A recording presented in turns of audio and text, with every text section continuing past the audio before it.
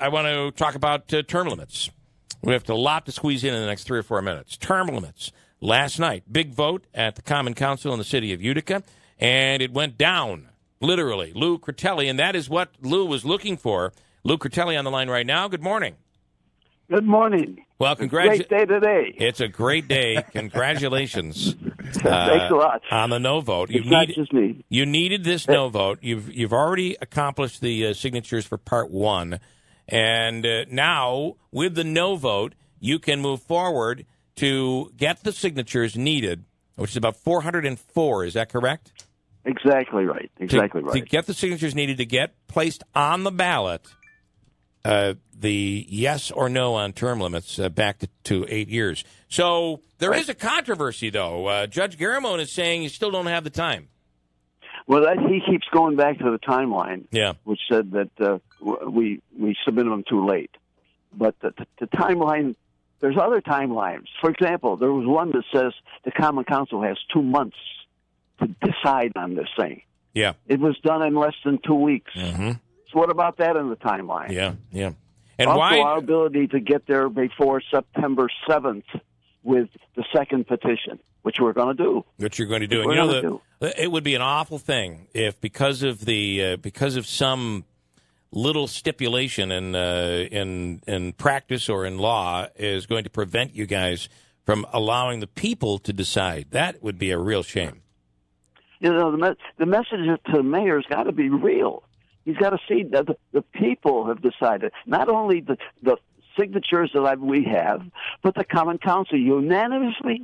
That was the biggest surprise. Yeah. Samantha Testa did a great job in talking to these men. And, of course, you guys helped, too, by getting us on the radio, getting exposure. People mentioned your program when we were on.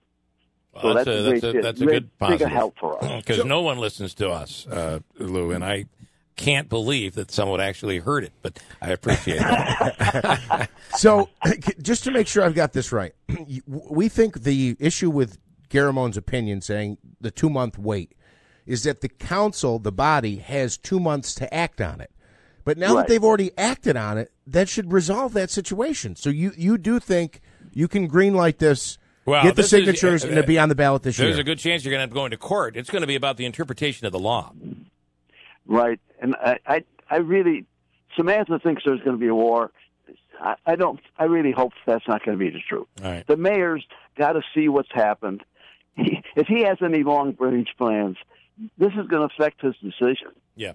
I'm hopeful he doesn't get to that point where he tells his corporation council to move ahead. Yeah. But if he does, we'll have to react. All right, Lou. Interesting. Very interesting. Congratulations. You already have half the signatures you need for this second petition. Right.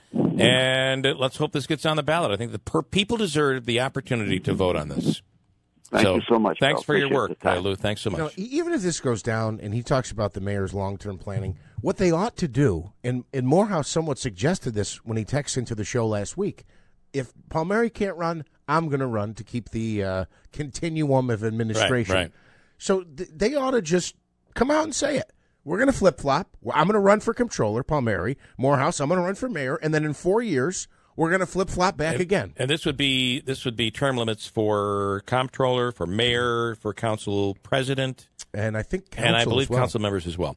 Joe Marino, it includes council members as well, Joe? Yeah, everyone. Good morning, guys. Good morning. It includes every elected position in the city of Utica. All right, I have about 2 minutes. So quickly, Sure. Big night last night. You guys voted it down, which had to be done. Several members, the no vote meant we want this to be on the ballot. It allows Lou Critelli and his team to go out there and get the rest of these signatures. It would be a real shame if after all the work they put together, if after all of this, it was ruled that they do not get on the ballot until next election cycle. That would be awful. Yeah, I mean, last night what we did was what we should have done the first time, right? We got people got 1,000 signatures to go and vote. Turned out last year the council voted and actually changed the law when people just said, hey, we want to go talk about it at the polls. We don't want you to do anything. Last night we did just that.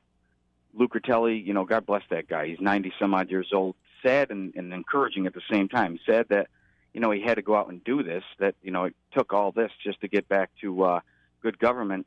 and encouraging that someone like Lou would go out there and get, garner 1,000+ signatures to make sure that his government hears him. But yeah, so for us, I mean, look, I said it last night.